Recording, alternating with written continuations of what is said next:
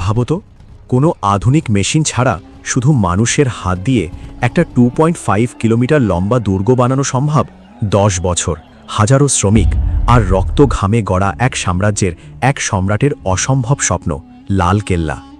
1600 সালের ভারত, মুঘল সাম্রাজ্য তখন তার শক্তির চূড়ায়। এই সময়েই সম্রাট শাহজাহান সিদ্ধান্ত নেন একটি এমন দুর্গ তৈরি করবেন যা শুধু নিরাপত্তা নয়, বরং তার ক্ষমতা, শৌর্য আর ঐশ্বর্যের প্রতীক হয়ে থাকবে। 1638 সালে শুরু হয় এই বিশাল নির্মাণ কাজ। কিন্তু এই কেল্লা তৈরি করা মোটেও সহজ ছিল না। প্রথম বড় সমস্যা ছিল প্রযুক্তির অভাব। আজকের মতো কোনো জেসিবি, ক্রেন বা আধুনিক মেশিন তখন ছিল না। সবকিছুই করতে হতো হাতে। দ্বিতীয় সমস্যা, যমুনা নদীর ধারে নরম মাটি। এই মাটির ওপর এত বড় দুর্গ দাঁড় করানো ছিল এক বিশাল চ্যালেঞ্জ। ভিত শক্ত করতে পাথরের স্তর বসাতে হয়েছে বারবার। তৃতীয় সমস্যা, উপকরণ পরিবহন।